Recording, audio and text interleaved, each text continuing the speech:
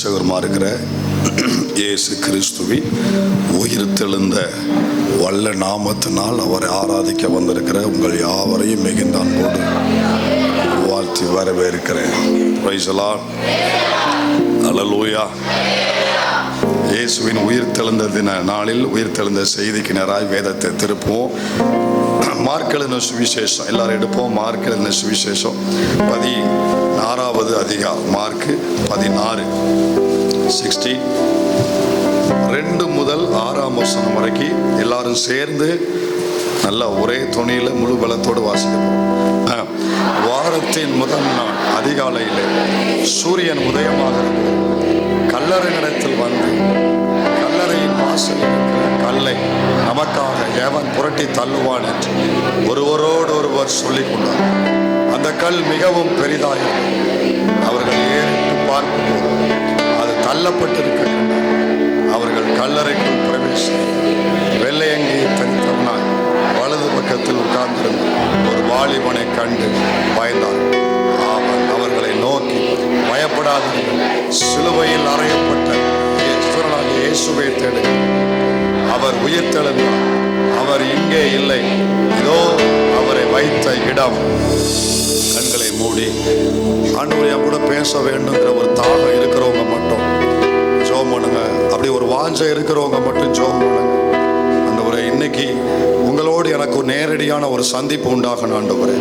தேவனுக்கு எனக்கு ஒரு நேரடியான ஒரு தொடர்பு, ஒரு சந்திப்பு உண்டாகணும் ஆண்டவரே. எல்லாம் ஊக்கமா ஜெபம் பண்றீங்களா? எல்லாரும் சேர்ந்து ஜெபம் பண்றீங்களா? வைத்திறந்து சகோதரிகள் முன்னாடி இருக்கிறவங்க எல்லாம் ஜெபம் பண்ணுங்க. ஆண்டவரே, இன்னைக்கு ஒரு நேரடியான தேவ சந்திப்பு, நேரடியான தேவனுக்கும் எனக்கும் அவர் பிரசன்னத்தின் மூலம், அவருடைய வார்த்தையின் மூலம் ஒரு நேரடியான சந்திப்பு எனக்கு இருக்கணும்.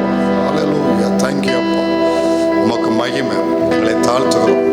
ஜனத்தை உயிர்ப்பையும் உள்ளே இருக்கிற ஒவ்வொருவருடைய வாழ்க்கையிலையும் சரீரத்திலையும் குடும்பங்களிலும் இந்த உயிர்த்தெழுந்த நம்முடைய வல்லமை வெளிப்படும்படி நாங்கள் ஜெபிக்கிறோம். ஆகவே ஆகாது, முடியவே முடியாது அப்படிங்கிற முற்றுப்புள்ளி வைக்கப்பட்ட காரியத்தை அனைத்தையும் கர்த்தர் புரட்டி போடுவீராக, புரட்டி போடுவீராக. புதிய அத்தியாயத்தை இந்த நாளில் நீண்ட நாளாய் காத்திருக்கிற பிள்ளைகளுக்கு ஒரு புதிய அத்தியாயம், ஒரு நியூ பிகினிங் உமது நாமத்தில் இந்த பிள்ளைகளுக்கு உண்டாகும்படி ஜெபிக்கிறோம். நீ ஒருவரே மகிமைப்படும். எங்களை தாழ்த்துகிறோம் இயேசுவின் நாமத்தில் பிதாவே, ஆமென். நாம பக்கத்துல பார்த்து உங்களுக்காக எனக்காகத்தான் இயேசு உயிர்த்தெழுந்தான்னு சொல்லிட்டு உட்காருங்க.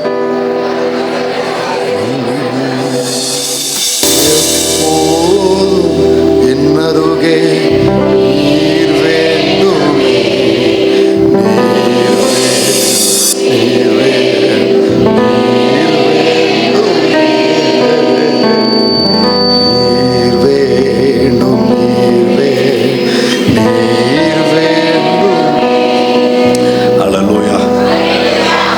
அங்கேயே போயிட்டு வந்த மாதிரி இருக்கு. சின்ன ஒரு டேஸ்ட் பார்த்த மாதிரி இருக்கு. நீர் வேண்டும்,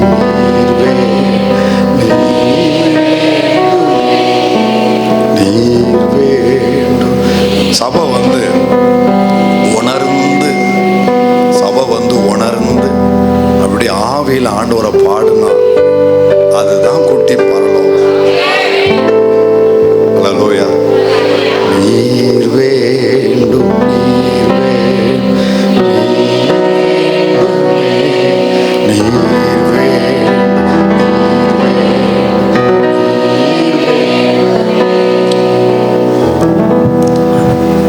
பிதா தன்னுடைய மனுக்குலத்தை மீட்கும் திட்டத்தில்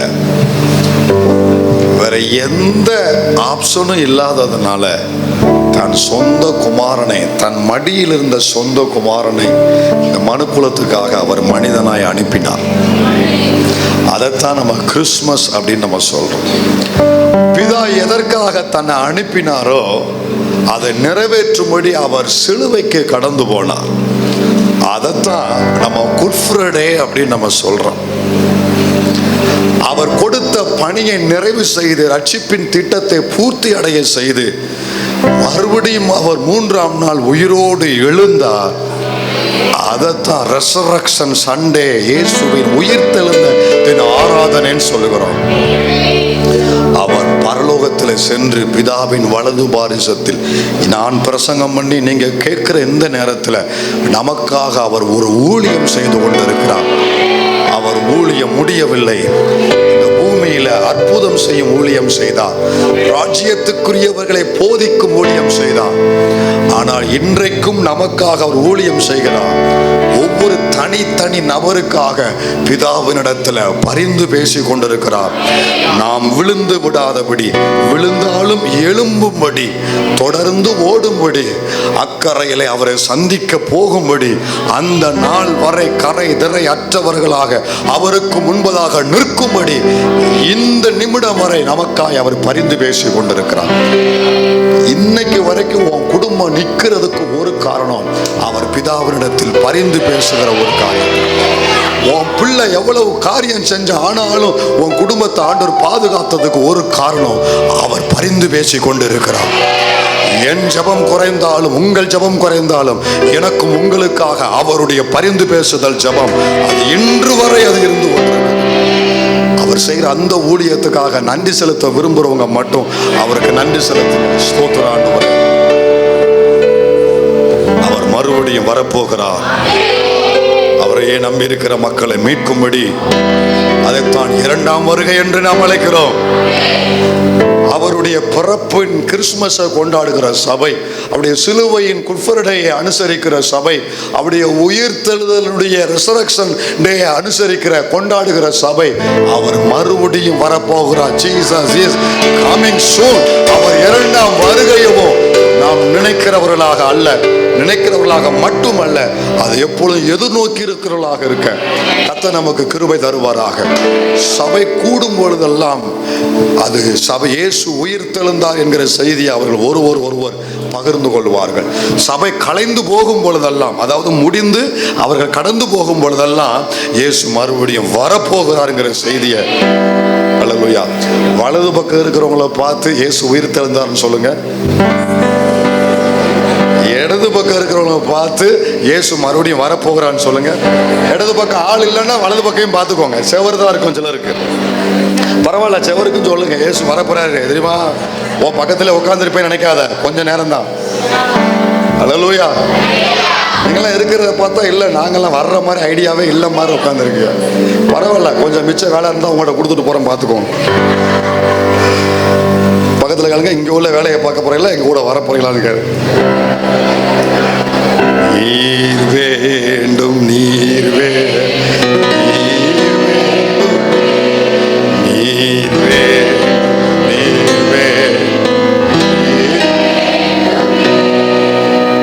இயேசு கிறிஸ்து மரித்து மூன்றாம் நாள் உயிரோடு எழும்பினார்.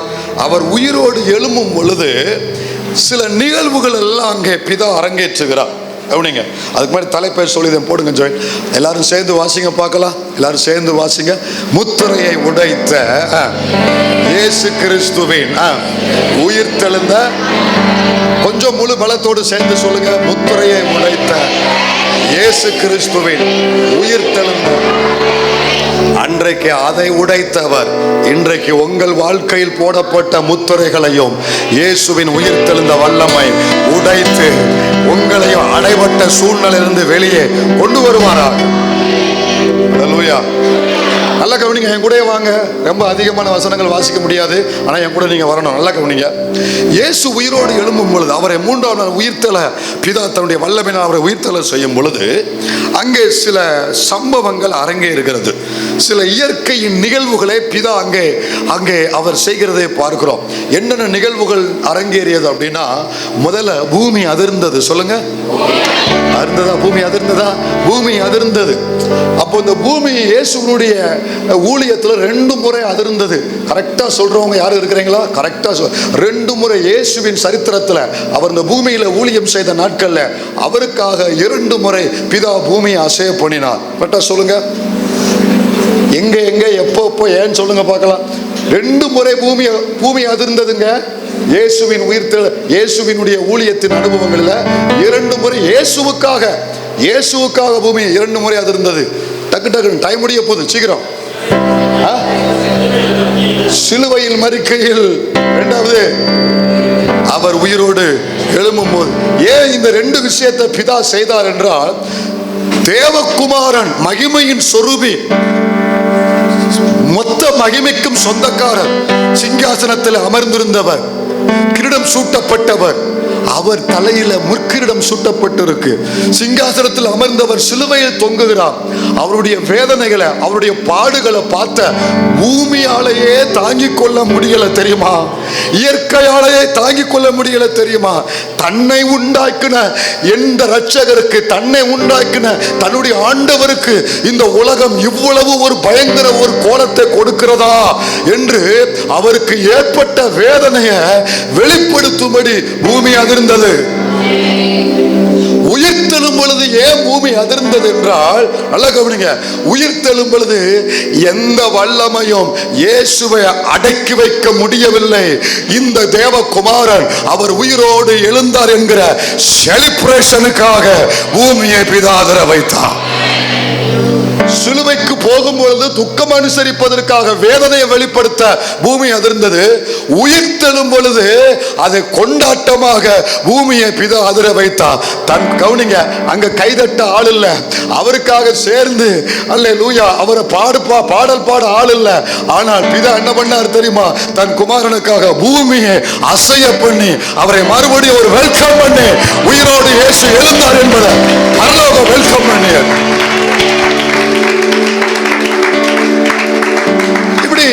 இப்படி பல நிகழ்வுகள் இயேசுவின் உயிர்த்தெழுதல்ல நடந்திருக்கிறத மத்தேயில பார்க்கிறோம், மார்க்ல பார்க்கிறோம், எல்லாத்துலயும் கடைசி அதிகாரத்தில் பார்க்கிறோம். மத்தேயு, மார்க்கு, லூக்கா, யோவான் எல்லாத்துலயும் பார்க்கிறோம். இப்ப அதெல்லாம் இருக்கட்டும், பூமி அதிர்ந்தது. அதுக்கப்புறம் அங்க தூதன் வந்தான், வெளிச்சம் பிரகாசித்தது, பயந்து கீழே விழுந்தார். இப்ப நிறைய சம்பவம் நடந்திருக்கு. அதுல ஒன்றை மட்டும் நம்ம இப்ப எடுப்போம். என்ன எடுக்க போறோம்னா, கவனிங்க, வாசிங்க பார்க்கலாம். மத்தேயு 28:2 வாசி. மத்தேயு 28:2 வாசி. அப்பொழுது பூமி மிகவும் அதிரும்படி கர்த்தருடைய தூதன் வானத்தில் இருந்து இறங்கி வந்து வாசலில் இருந்த கல்லை புரட்டி. வாசலில் இருந்த கல் சொல்லுங்க. வாசலில் இருந்த, எல்லாருமே சேர்ந்து சொல்லுங்களேன். ஏன்னா எல்லாரும் வாசல்லுமே இன்னைக்கு ஒரு கல் இருக்கு, அதனால சீக்கிரம் சொல்லுங்க.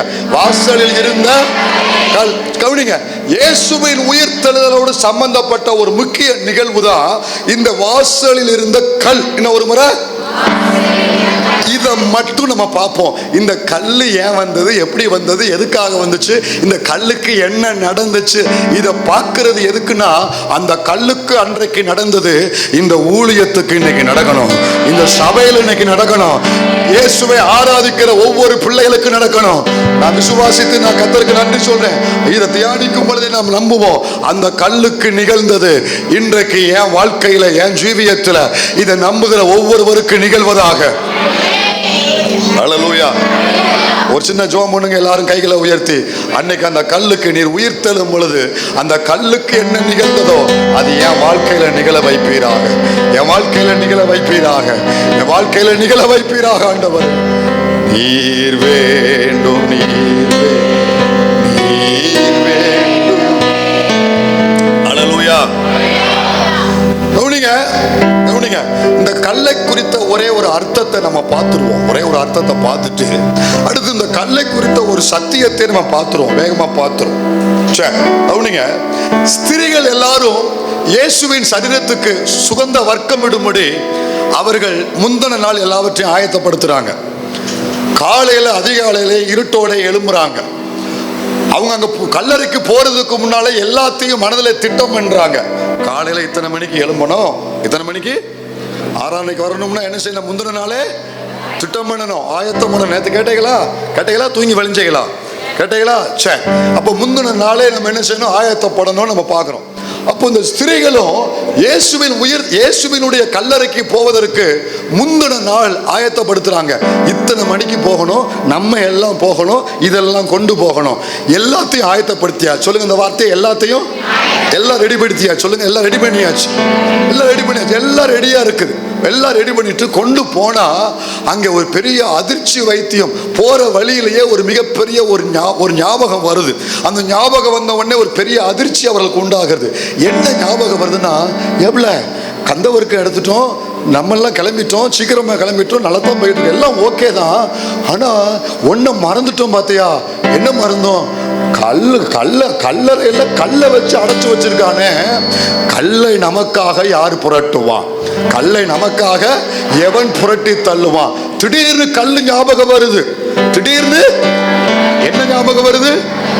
இப்போ இவங்க நடந்து போகும் பொழுது, இப்போ நடந்து போகும் பொழுது இதெல்லாம் நடந்துகிட்டு இருக்கு, சம்பாஷணம் நடக்குது. இப்போ ஞாபகம் வந்தவொடனே சொல்றாங்க, ஐயோ இவ்வளவு ஆயத்தப்படுத்தி வச்சிருந்தோம், கடைசியில கல்லை மறந்துட்டோமே, கல்லு அங்க பெரிய தடையா இருக்கு, இது எதையுமே நம்ம செயல்படுத்த முடியாது, இது நம்ம உள்ள கொண்டு போக முடியாது, அவருக்கு நம்ம இதை காணிக்கையாக செலுத்த முடியாது, அவர் சரீரத்துக்கு சுகந்த வர்க்கம் இட முடியாது அப்படிங்கிற ஒரு அச்சம், ஒரு பயம், சந்தேகம் அவர்களுக்குள் எழும்ப ஆரம்பிக்கிறது. இந்த கல் எனக்கு எதை காண்பிக்கிறது என்றால், சில என் வாழ்க்கையில நான் சில காரியங்களை என் மனதில் நியமித்து எதிர்காலத்தில் சில விஷயங்கள் என் வாழ்க்கையில் நடக்க வேண்டும் என்று, என் பிள்ளைகளுக்கு இது நிறைவேற்ற வேண்டும் என்று சொல்லி எல்லாவற்றையும் நான் ஆயத்தப்படுத்துகிறேன். எல்லாவற்றையும் அங்க இங்க இது அது சகலம், படிப்பு விஷயம், வேலை விஷயம், திருமண விஷயம் எல்லாம் நம்ம ஆயத்தப்படுத்துகிறோம். எல்லாம் ஆயத்தப்படுத்தின பிற்பாடு இது எதுவுமே பயன்படுத்த முடியாத அளவுக்கு, இது எதுவுமே பிரயோஜனப்பட முடியாத அளவுக்கு, இத்தனை வருஷம் நான் பட்ட பிரயாசம் எதுவுமே எனக்கு பிரயோஜனப்பட முடியாத அளவுக்கு, அதை எதற்காக நான் ஆயத்தப்படுத்தினேனோ அதற்கு நான் அதை பயன்படுத்த கூடாத அளவுக்கு ஒரு பெரிய கல் எனக்கு முன்பதாக வந்து நிற்கிறது. அன்றைக்கு இயேசுவின் கல்லறையில அவர்களுக்கு மனதில் வந்த அந்த கல் நிற்பது போல, இன்றைக்கு இந்த ஊழியத்துக்குள்ள இருக்கிற, இந்த ஆலயத்துக்குள்ள இருக்கிற உங்கள் வாழ்க்கையில எடுத்த பிரயாசங்கள் பயன் கொடுக்க கூடாதபடி, அதை நிறைவேற்ற கூடாதபடிக்கு எவ்வளவு ஜெபம் பண்ணேன், எவ்வளவு பிரயாசப்பட்டேன், கடைசியில் இது எதுவுமே செயல்பட முடியாது, எல்லாமே வீணா போயிருச்சு, உள்ள போக முடிய மாட்டுக்கு, வாசல்ல கல்ல வச்சிருக்கானே அப்படின்னா ஒரு ஸ்டெப் கூட என்னால அடுத்து உள்ள போக முடியாது அப்படிங்கிற அளவுக்கு ஒரு பெரிய உங்கள் காரியத்தை தடுக்கக்கூடிய, உங்க திட்டத்தை எல்லாவற்றையும் தடுத்து நிறுத்தக்கூடிய ஏதோ ஒரு கல், அது மனிதனா இருக்கலாம், சூழ்நிலையா இருக்கலாம், உங்க சரீரத்தில் உள்ள போராட்டமா இருக்கலாம், உங்க குடும்பத்தில் உள்ள பிரச்சனையா இருக்கலாம், அப்படி முன்னாலே நிற்குமானால் அந்த கல்லோடு உயிர் தெழுந்த தேவன் இந்த கால நேரத்தில் டீல் பண்ணுவாராக. அந்த நபரோடு உயிர் தெழுந்த இயேசு கிறிஸ்து அந்த காரியத்தோடு டீல் பண்ணுவாராக. அது எதுவா இருந்தாலும் தேவன் அதை டீல் பண்ணுவாராக. அல்லேலூயா. ஒவ்வொரு வாழ்க்கையிலையும் உள்ளத்துல பல சந்தோஷம் இருக்கும், ஆனா சந்தோஷத்துல சில காரியத்தை மறந்துடுவோம். ஆனா அந்த காரியம் ஞாபகம் வந்தா இருக்கிற சந்தோஷம் போயிடும். சொல்ற எத்தனை பேருக்கு புரியுது? இருதயத்துல சந்தோஷம் நிறைய இருக்கும், ஆனா வாழ்க்கையில ஏதோ ஒரு கல் நம்ம வாழ்க்கையில இருக்கும் பாருங்க, அது ஞாபகம் வராத பட்சத்துல சந்தோஷம் நிறைவா இருக்கும். அது ஞாபகம் வந்தா இந்த சந்தோஷமே போயிடும். பாத்தீங்களா? அப்படிப்பட்ட கல்லோடு தேவன் இந்த கால நேரத்துல அவரை தேடி வந்த உங்கள் வாழ்க்கையில செயல்படுவாராக. அது எதுவா இருந்தாலும் கர்த்தர் டீல் பண்ணுவாராக. உங்க திட்டத்தை நிறைவேற்ற விடாதபடி ஒரு கல், நீங்கள் விரும்பினதை அடைய விடாதபடி ஒரு கல், நீங்க பெற்றுக்கொள்ள கூடாதபடி ஒரு கல், அவரை பார்க்க கூடாதபடி ஒரு கல் வாழ்வில் இருக்குமானால் இயேசுவின் இடத்துல ஒரு சின்ன ஜெபம் பண்ணுங்க, கர்த்தரிடத்துல ஒரு சின்ன ஜெபம் பண்ணுங்க, ஜெபத்தோடு கேளுங்க, ஆண்டவரே அன்னைக்கு அந்த பிள்ளைகளுக்காக, அந்த ஸ்திரீகளுக்காக நீர் செயல்பட்டது போல இன்னைக்கு உம்மை நம்பி உம்முடைய ஆலயத்துக்கு வந்திருக்கிற எனக்காய், என் குடும்பத்துக்காய் நீர் செயல்படுவீர் ஆண்டவரே. அடுத்து இந்த கல் என்ன சொல்லுதுன்னா, அப்படிங்க அதுல ஒரு வசனத்தை நீங்க நல்லா கண்ணை வச்சு பார்க்கணும். வாசிக்கிறீங்க இல்லையோ கண்ணை வச்சு பார்க்கணும். மார்க் 16 2ஆம் வசனம் வாசி. 2ஆம் வசனம் வாசி. வாரத்தின் முதலாம் நாள் 3ஆம் வசனத்துக்கு வா. கல்லறையின் வாசலில் இருக்கிற கல்லை. நில்லு. வாசலில் இருக்கிற, யாரும் சொல்லுங்க, வாசலில் இருக்கிற கல்லை சொல்லுங்க. ஒரு முறை சொல்லுங்க, கல்லை. அப்ப இங்க இதுக்கு என்ன பேர் கொடுக்கப்பட்டிருக்கு? சொல்லுங்க சொல்லு தம்பி எல்லாம் சொல்லுங்க, என்ன பேர் கொடுக்கப்பட்டிருக்கு? கல். ஜஸ்ட் கல், கல்லை. சரியா? இந்த கல்லா இருந்தது. அடுத்த வசனம் எதோ மாறுது பாருங்க. அடுத்த வசனம் வாசிங்க. அந்த கல் மிகவும் பெரிதா இருந்தது. என்னது? மறுபடியும் சொல்லுங்க. 3ஆம் வசனத்துல கல். சொல்லுங்க, கல். 4ஆம் வசனத்துல பெரிய கல்லுன்னு மாற்றம் இல்ல, மிகவும் பெரிய கல். அதுக்குள்ள கல் வளர்ந்துருச்சா? எங்க 3ல கல்லு, 4ல பெரிய கல் இல்ல, மிகவும் பெரிய கல். அப்போ இவங்க இன்னும் கல்லறைக்கே வரல, வீட்டுல இருந்து கிளம்பி, நல்லா கவனிங்க, இப்பதான் கடலையூரோட தாண்டி எட்டாவது ரோட்டுக்கு வந்திருக்காங்க. கடலையூர் ரோட்ல இருக்கும் பொழுது அது கல்லு. இப்ப கடலையூர் ரோட்ல இருந்து ஜிஹெச்சை தாண்டி எட்டாவது ரோட ஜாயின் பண்ண உடனே அது பெரிய கல்லு. மந்தோப்பு ரோட்டுக்குள்ள வந்த உடனே மிகவும் பெரிய கல்லு. நான் கேட்கிறேன், இது வளருதா? கல்லு வளருதா தாயே? சொல்லுங்க. அது எப்போதும் அவங்க வைக்கும் போது எப்படிப்பட்ட கல்லா இருந்துச்சோ அதே மாதிரிதான் இப்போ இருக்கு. வைக்கும் பொழுது என்ன அளவுல இருந்துச்சோ அதே அளவாத்தான் இருக்கு. ஆனா பிரச்சனை எங்க இருக்குன்னா, இந்த பொம்பளைய பேசிக்கிட்டு இருக்காளுங்க பாருங்க, இங்கதான் பிரச்சனை இருக்கு. இந்த பாஸ்டுக்கு வர வேலையே இல்லை இன்னைக்குமா நினைக்காதீங்க, உங்க வாழ்க்கை கர்த்தர் விடுவிக்க போறாரு இன்னைக்கு. இவளுக்கு பேசிக்கிட்டு வரும் பொழுது ஒருத்தி கல்லுன்றா, அப்புறம் ஒரு 10 அடி எடுத்து வச்சோன்னு அடுத்து அது கல்லுல பெரிய கல்லு தெரியுமான்றா. இன்னும் ஒருத்தி நீ வேற, அது மிகவும் பெரிய கல்லு தெரியுமா அப்படின்னு. இவளுக்கு பேச்சில் சில விஷயம் பார்க்கும்போது சிறுசா இருக்கும், பேச பேச பெருசாகும். சில விஷயம் காதுல கேட்கும் போது சிறுசா இருக்கும், அதை காதுல வாங்கி பேச ஆரம்பிச்சிட்டோம்னா படாக்கள். ஆமேனா? ஏன் கவனிங்க, சில பிரச்சனைகள் எப்போதுமே சிறுசா தான் இருக்கு. சில பிரச்சனைகள் புரிஞ்சவங்களுக்காக கர்த்தருக்கு ஸ்தோத்திரம். உங்க வாழ்க்கையில உங்க கண்ணை கர்த்தர் திறப்பாராக, ஆவியானவர் உங்க மனக்கண்ணை திறப்பாராக. சில பிரச்சனைகள் சாதாரண விஷயம்தான், சின்ன விஷயம்தான். அது ஏன் உங்களுக்கு பெருசா தெரியுதுன்னா, நீங்க அதையே பேசிக்கிட்டு இருக்கீங்க.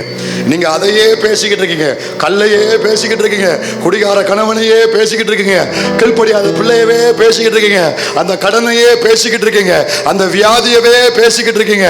நல்லா கவனிங்க, ஒரு அரை மணி நேரம் பிரச்சனையை பேசுங்க, அடுத்து உங்களை எந்த வேலையும் செய்ய முடியாது. நான் சொல்றது புரியுதா உங்களுக்கு? வீட்டில் போய் டெஸ்ட் பண்ணி பாருங்க, ஒரு 10 நிமிஷம் உங்க வீட்டில் நடந்த பிரச்சனைகளை மட்டும் பேசுங்க, வேற எதையும் பேசாதீங்க. அவர் இப்படி பண்ணிட்டார், இவர் இப்படி பண்ணிட்டார், அவங்க இப்படி பேசிட்டாங்க, இப்படி பேசிட்டாங்க. 10 நிமிஷம் பிரச்சனையை பேசுங்க, அது உங்க முன்னால பருவதம் மாதிரி வந்து நிற்கும். உங்களால அடுத்து எந்த வேலையும் செய்ய முடியாது. இருதயத்தில் ஒரு பெரிய சோர்வு வரும், ஒரு பெரிய பயம் வரும், வாழ்க்கையின் மேல வெறுப்பு வரும். அதுக்கப்புறம் என்ன சொல்லுவோம் தெரியுமா?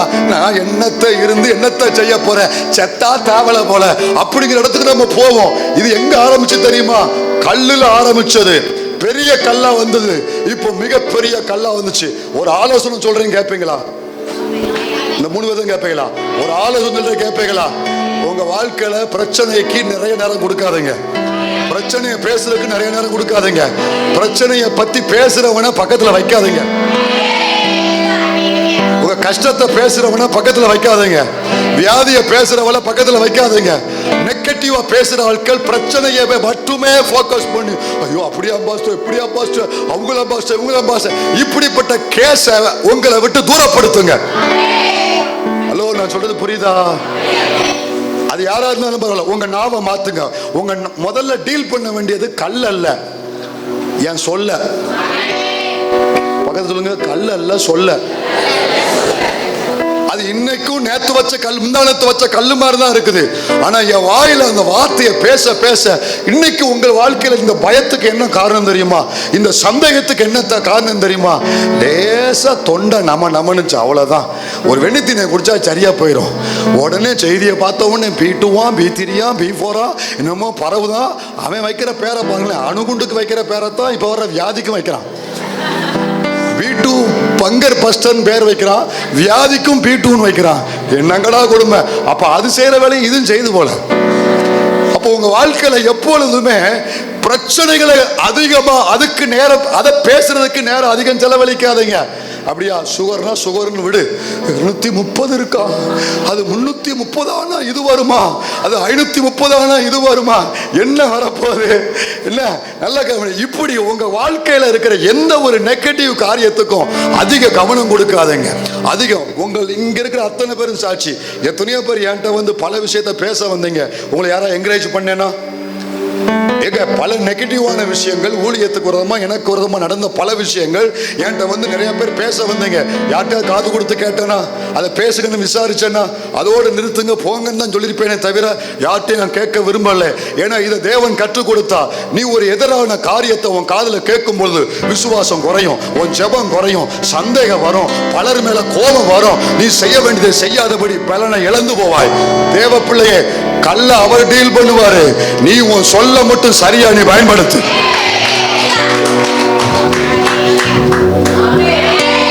அல்லேலூயா. அவர் டீல் பண்ணுவார் உன் பிரச்சனையா. உன்னை வீட்டில இருந்து புறப்பட வச்சவ உள்ளே கொண்டு போக வைக்கக்கூடிய வழிய அவர் திறந்து கொடுப்பாரு. உங்க நாவை மட்டும் எப்பொழுதும் சரியாய் காத்துக்கொள்ள கர்த்தர் நம்ம கிருபை தருவாராக. கையில வைத்து ஒப்பு கொடுப்போம். ஆண்டவரே, என் நாவை எப்பொழுதும் சரியாய் காத்துக்கொள்ள எனக்கு கிருபைதாங்க ஆண்டவரே, கிருபைதாங்க ஆண்டவரே, கிருபைதாங்க ஆண்டவரே. அல்லேலூயா. கவனிங்க, ஆண்டவர் எப்பொழுதுமே இந்த வார்த்தைகளை நம்ம கவனமா இருக்க சொல்றார். ஒருத்தண்ட போறாரு, 38 வருஷமா அவன் பிரச்சனையில இருக்கிறான். அவன்கிட்ட போய் நிக்கிறாரு. இயேசு ஒரு கேள்வி கேட்கிறாரு, சுகமாக விரும்புறாயா? நீங்க 38 வருஷமா உங்களுக்கு சுகரு 350 இருக்குன்னு வைங்களேன், சுகர்ல இருந்து சுகமாக விரும்புறாயா அப்படின்னு இயேசு கேட்கிறாரு. என்ன சொல்லணும்? சீக்கிரம் சொல்லுங்க, சொல்லுங்க பிரதர். ஆமா, ஆமா ஆண்டவரே, சுகமாக. ஒரே வார்த்தை, இந்த போ விசுவாசத்தின்படி ஆக்கணும். ஆனா இவன் கதை எடுக்கிறான். அப்படி ஆண்டவரே, நான் பிறந்ததுல இருந்து இங்கதான் இருக்கிறேன், சாப்பாடு எத்தனை தர மாட்டேக்கான், என் மனைவி என்னை தூர போட்டா, என் பிள்ளை என்னை கைவிட்டா, அப்புறம் தூதன் வருவான், அவனும் என்னை கண்டுகொள்ள மாட்டேக்கான். தூதனே குறை சொல்றாம, தூதனும் என்னை கண்டுகொள்ள மாட்டேக்கான், என்னை யாரும் கொண்டு போய் குழியில் இறக்க மாட்டான், பெதஸ்தா குளத்துல இறக்க மாட்டேங்கிறாங்க அப்படின்னு இவன் கதையை அடுக்கிக்கிட்டே இருக்கான். ஆண்டவர் பார்த்தார், shut up, shut up, get up, வாய மூடு, எலும்பு, படுக்கை எடுத்து நட. இவன் இன்னும் கொஞ்சம் நேரம் பேச விட்டா இவரையே கன்ஃபியூஸ் பண்ணிடுவான். ஏன்னா கதை முகவரில் ஆரம்பிச்சு பாயிண்ட் 1 2 3 4 5 போய்கிட்டே இருக்கு. அவர் சொன்னாரு, ஷட் அப், கெட் அப். சில நேரத்தில் பக்க சொல்லுங்க, ஷட் அப், கெட் அப். சொன்னாரு, இதுக்கு மேல இவனை பேச விட்டா சில ஆட்களை வந்து, ஏன் நீங்க வாயை திறக்கும் போது நான் கையை வைத்திருந்தேன், ஏன் விசுவாசம் போயிடும், ஏன் ஆவி போயிடும். சில ஆட்களை காதலே பாசமா என்னங்க அவங்க சொல்லிக்கிட்டு இருக்காங்க, நீங்க வரல ஜோமன ஆரம்பிச்சு, அது என்ன சொல்ல வரும் எனக்கு தெரியும் தாய், அதுக்கு எத்தனை வருஷம் நான் ஊழியம் செஞ்சுட்டு எனக்கு தெரியாதா அது பிரச்சனை. அதை வாயை திறக்க விட்டேன், எனக்கு அடுத்த பிரசங்கம் ஓடாது. அதனாலதான் வாயை திறக்க விடுறதே இல்லை. ரைட்டு போ, உனக்கு இந்த ஜபம் தான், கர்த்தர் சுகம் தருவா, கையில வைத்து எல்லாரும் ஆமென்னு சொல்லுவோம் பார்க்கலாம். அது எந்த கல்லா இருந்தா எனக்கு என்ன, என் ரட்சகர் உயிர்த்தெழுந்த இயேசுவின் வல்லமை என்னோடு இருப்பதனால அதை குறித்து அவருக்கு ஒரு திட்டம் உண்டு. தேவ பிள்ளையே, உண்மையிலேயே உங்க வாழ்க்கையில எனக்கும் மட்டும் ஒரு பெரிய கல், யாருக்கும் இல்லாத ஒரு பெரிய கல் என் வாழ்க்கையில இருக்கு பாஸ்டர். என்னால அடுத்த ஸ்டெப்பு போக முடியல பாஸ்டர், அடுத்து என்ன முடிவு எடுக்கணும்னு தெரியல பாஸ்டர். என் லைஃப்ல மட்டும் இவ்வளவு பெரிய போராட்டம், சாதாரண போராட்டம் அல்ல, பெரிய போராட்டம் என் லைஃப்ல மட்டும் இருக்கு அப்படிங்கிற ஒரு மிகப்பெரிய ஒரு ஆதங்கத்தோடு இந்த ஆலயத்தில் அமர்ந்திருப்பீங்கள் என்றால் அந்த காரியத்துக்கு தேவன் ஒரு பதில் வைத்திருக்கிறார், அதற்கு கர்த்தர் ஒரு பதில் வைத்திருக்கிறார். அது பெரிய கல்லோ மிகப்பெரிய கல்லோ, தேவன் என்ன பதில் வைத்திருக்கிறார் தெரியுமா? அதே மத்தேயு 28:2 வாசிங்க, மத்தேயு 28:2 வாசிங்க வேகமா. அப்பொழுது பூமி மிகவும் அதிரும்படி கர்த்தருடைய தூதன் வானத்தில் இறங்கி வந்து, எல்லாரும் இப்ப நிமிர்ந்து பாருங்க, நிமிர்ந்து பாருங்க, நிமிர்ந்து பாருங்க. உங்க வாழ்க்கையை தடை செய்து கொண்டிருக்கிற பெரிய ராட்சச மாதிரி காட்சி அளித்து கொண்டிருக்கிற அந்த மிகப்பெரிய காரியத்தை மனதில் கண்ணு முன்னால நிறுத்திக்கோங்க. அது கோர்ட்டு கேஸா இருக்கலாம், மனித வல்லமையா இருக்கலாம், வியாதியின் போராட்டமா இருக்கலாம், குடும்பத்துல கடன் பிரச்சனையா இருக்கலாம், பிள்ளைகளுக்கான காரியமா இருக்கலாம். அது மன கண் முன்பாக நிறுத்திக் கொள்ளுங்கள். அது எவ்வளவு பெரிய கல்லா இருந்தாலும் அதற்கு இப்போ தேவன் ஒரு பதில் வைத்திருக்கிறார். அதற்கு உயிர்த்தெழுந்த இயேசு இப்போ ஒரு பதில் வைத்திருக்கிறார். என்ன பதில் தெரியுமா? வாசலில் இருந்த கல்லை புரட்டி தள்ளி, புரட்டி தள்ளி. என்ன பதில் வைத்திருக்கிறார்னா, அந்த கல் புரட்டப்படும். கொஞ்சம் மெதுவா சொல்லுங்க, அந்த தடை செய்து கொண்டிருக்கிற, உங்க இருதயத்தை பயமுறுத்தி கொண்டிருக்கிற அந்த வியாதி, அந்த கடன் போராட்டம், அந்த மனிதன், அந்த கேஸ், அந்த காரியம் புரட்டி தள்ளப்படும். அதற்கு தேவன் வைத்திருக்கிற பதில், அது புரட்டப்படும். அது புரட்டப்படும். ஆவியில நன்றி சொல்லுங்க. விசுவாசிக்கிறவங்க ஆவியில நன்றி சொல்லுங்க. அது புரட்டப்படும். உங்க கண்ணு முன்னால பாருங்க, அது புரட்டப்படும். நீங்க கண்ணை திறந்து என்ன பார்த்தாலும் உங்க கண்ணு முன்னால அந்த கல்லை வைங்க. எது உங்க வாழ்க்கையில உங்க இருதயத்தில் நினைக்கும் போதெல்லாம் உங்க தூக்கத்தை கெடுக்கு, எது உங்க சந்தோஷத்தை கெடுக்கு, எது உங்க சமாதானத்தை கெடுக்கு, அப்படி பிரச்சனை இருக்கா? நினைச்சாலே தூக்கம் போயிடும், நினைச்சாலே சமாதானம் போயிடும். கண்ணு முன்னால வைங்க. அந்த கல்லுக்கு தேவன் வச்சிருக்கிற பதில் என்ன தெரியுமா? அது புரட்டப்படும். அந்த மனித வல்லமை புரட்டப்படும். அந்த வியாதியின் வல்லமை புரட்டப்படும். அந்த சூழ்நிலைகள்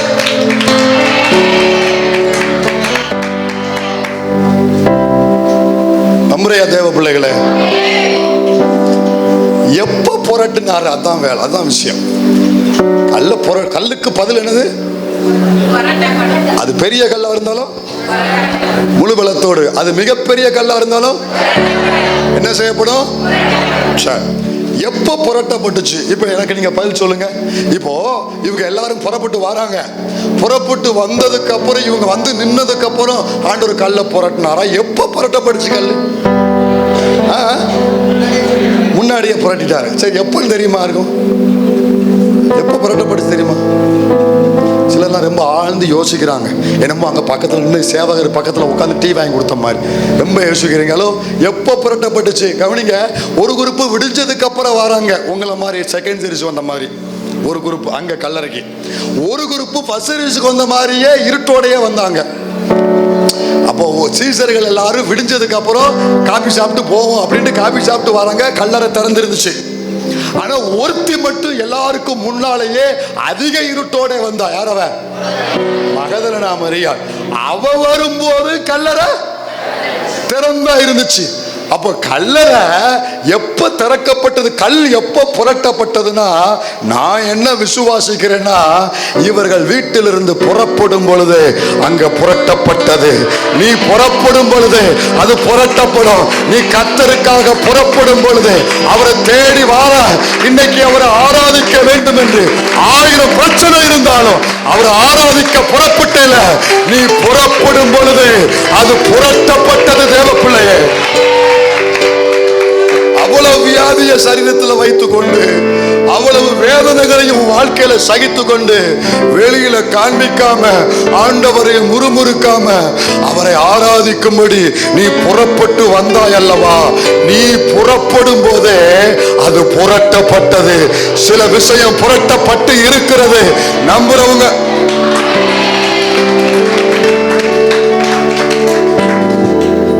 கடைசியா ஒன்ன சொல்லி முடிக்கிறேன்.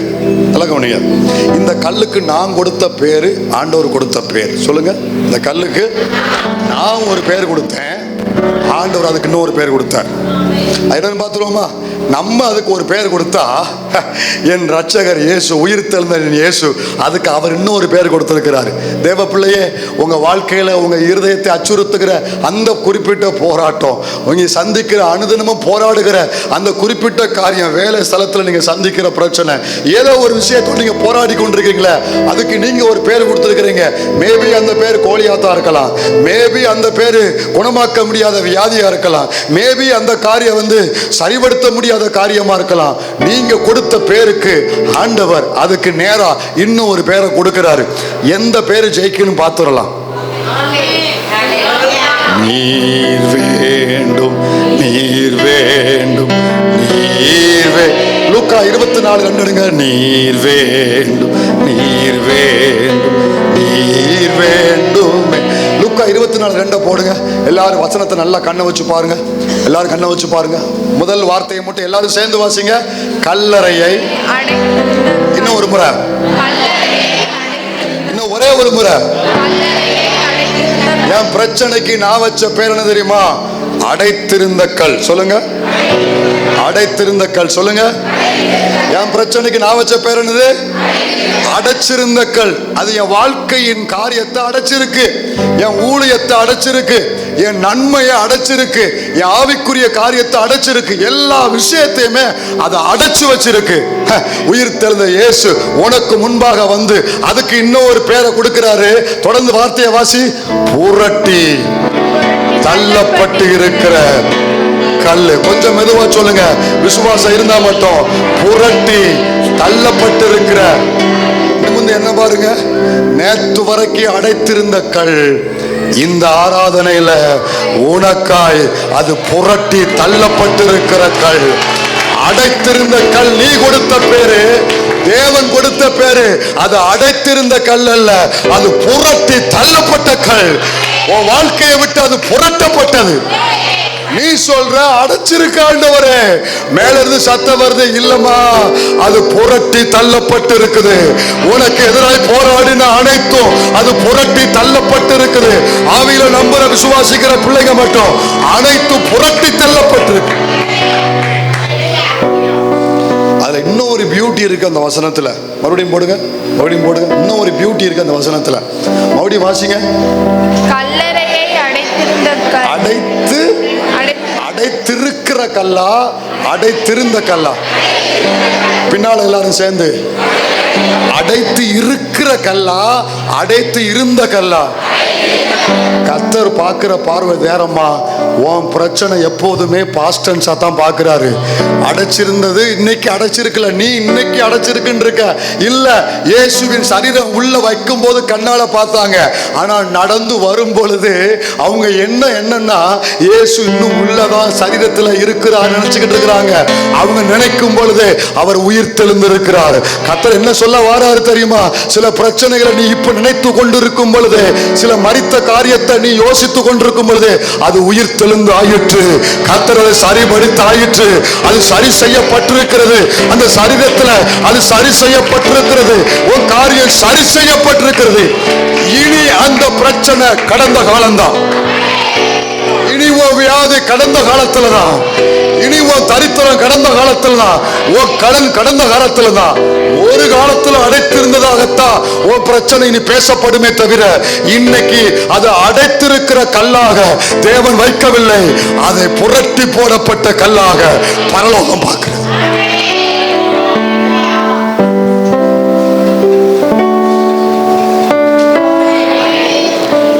இந்த நிமிஷம் வரைக்கும் சில விஷயத்தை மனதில் நீங்க யோசித்து பயந்துகிட்டு இருக்கீங்களே, ஆண்டவர் சொல்றாரு, நீ யோசித்துக்கிட்டு இருக்கிற இந்த நேரத்தில் அந்த எல்லையில அது சரி செய்யப்பட்டிருக்கு. அது உயிரடைந்திருக்கிறது. அது புரட்டி தள்ளப்பட்டிருக்கிறது. அதை கண்ணால பார்க்க கர்த்தர் உனக்கு கிருபை தருவாராக. கர்த்தர் உனக்கு கிருபை தருவாராக. கிருபை தருவாராக. யோசபாத் பயந்து கொண்டிருந்தான். பல பெருங்கூட்டம் அவனுக்கு எதிராக வந்து கொண்டிருக்குது. என்ன செய்ய தெரியாம கர்த்தருடைய பாதத்தில் விழுந்தான். கர்த்தர் சொன்னார், இந்த யுத்தம் உங்களுடையதல்ல, இது கர்த்தருடைய யுத்தம் என்று கர்த்தர் சொன்னார். அவங்க யுத்தம் பண்ணுவதற்காகத்தான் புறப்பட்டு போனாங்க. ஆனா புறப்பட்டு போன பிறதான் பார்க்கிறாங்க, பயந்த காரியம் செத்து கீழே கிடக்கிறது. நீ பயந்த காரியம் அது சரீரம் மட்டுமே இருக்கு, அதற்கு உயிர் இல்லை. நீ எதற்கு பயந்து கொண்டிருந்தாயோ அது கீழே கிடக்கும்படி இயேசுவின் உயிர் தெழுந்த வல்லமை உனக்காய் செயல்படுவதாக. ஹல்லேலூயா. நான் பிரசங்கம் பண்ணும்போது எனக்குள்ள ஒரு பெரிய ஏக்கம். ஆண்டவரே, இந்த சபைக்குள்ள வந்த ஒவ்வொரு குடும்பங்களிலும் அவங்க எந்த விஷயத்தை மனதில் வைத்து பல வருஷமா போராடி கொண்டிருக்கிறாங்களோ, குறிப்பா இந்த 21 நாட்கள் கண்ணீர் விட்டாங்களோ, அவங்க அந்த பிரச்சனையா பார்க்கிற இந்த நிமிஷத்துல அந்த பிரச்சனை அந்த எல்லையில பிரச்சனையா இருக்கக்கூடாது. அதற்கு தேவன் பதில் கொடுத்தார் என்று பார்க்கப்படணும். அது அடைத்திருந்த கல்லாக அல்ல, அது புரட்டி போட்ட கல்லாக முழு சபையை அனுபவிக்க சாட்சி சொல்ல கர்த்தர் கிருபை தருவாராக. கர்த்தர் கிருபை தருவாராக. விசுவாசிக்கிறீங்களா?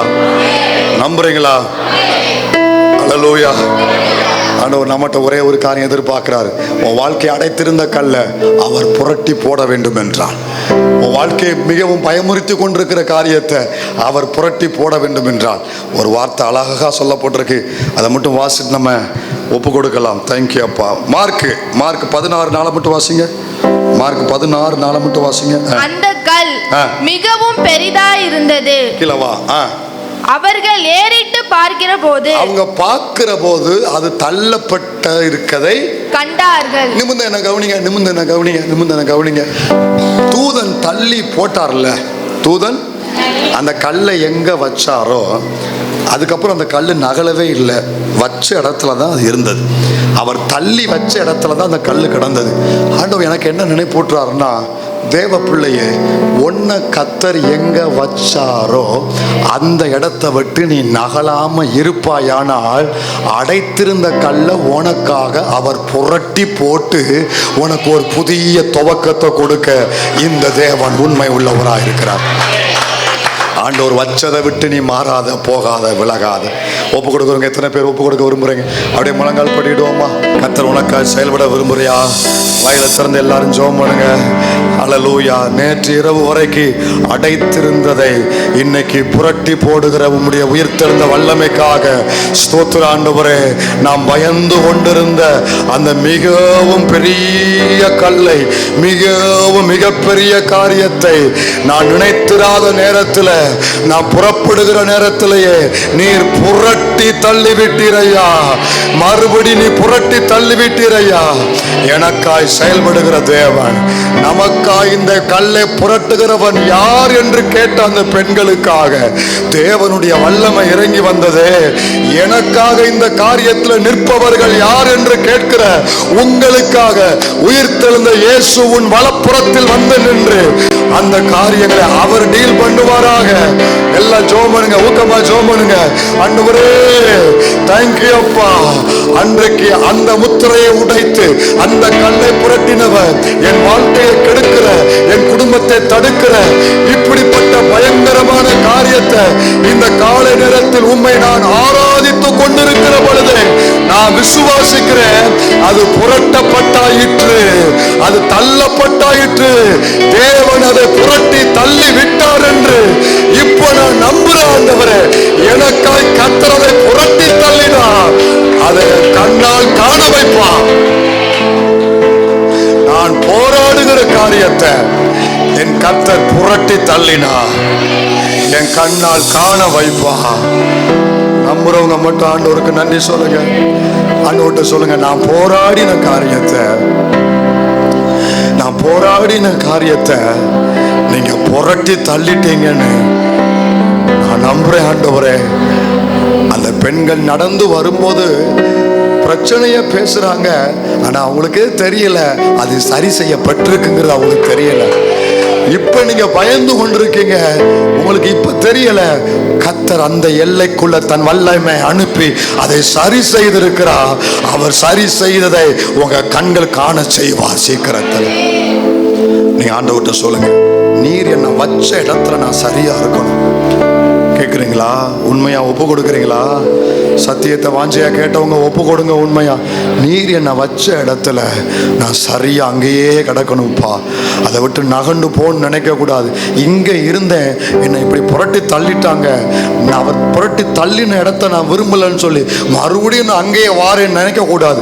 நான் எங்கே என்னை வச்சீங்களோ ஆண்டவர், இந்த ஊருக்கு நீங்க தான் கொண்டு வந்தீங்க, நான் போக விரும்பல. கர்த்தர் கொண்டு வந்தா கர்த்தர் வச்சுக்கிற வரைக்கும் இந்த ஊர்ல நான் இருப்பேன். என்னை எங்க கர்த்தர் வச்சாரோ அங்கேயே இருக்கேன்னு ஒப்பு கொடுக்கிற ஆண்டவரே, என்னை ஒப்பு கொடுக்கிற ஆண்டவரே. ஆண்டவர் டீப்பா டீல் பண்றார். சில விஷயங்கள்ல டீப்பா டீல் பண்ணி அதை ஹீல் பண்றார் உன் வாழ்க்கையில.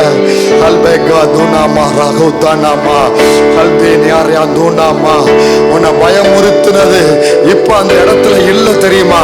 உன்னை பயமுறுத்தின வல்லமை இப்ப அது அந்த இடத்துல இல்ல. அது இல்ல. நீ போய் பாப்ப, அந்த இடம் வெறுமையா இருக்கும். உன்னை பயமுறுத்தின வல்லமை இப்ப அங்க கிடையாது. அந்த கல்லு இப்ப அங்க இல்ல. அந்த பிரச்சனை இப்ப அங்க இல்ல. அந்த போராட்டம் இப்ப அங்க இல்ல. உன்னை பயமுறுத்தின வல்லமை ஒரு முடிவுக்கு வந்தாயிற்று. வார்த்தையின் மூலம் நீங்க சொன்னதை எல்லாம் உங்க ஜனம், இந்த சபை அதை வாழ்க்கையில காண நீர் கிருபை செய்யும். நீர் அப்படி செய்ய போறதுக்காக உமக்கு நன்றி. இந்த இந்த வார்த்தையை உண்மையாய் விசுவாசித்து கண்ணீரோடு ஒப்பு கொடுத்த ஒவ்வொரு பிள்ளைகளிலுமே இந்த வார்த்தையை நீர் மகிமைப்படுத்தும் சாட்சிகள் அவர்கள் வாழ்க்கையில் நீர் எழும்ப பண்ணுவதற்காக நன்றி. நீர் மாத்திரம் மகிமைப்படும். எங்களை தாழ்த்துகிறோம் இயேசுவின் நாமத்தில் பிதாவே, ஆமென்.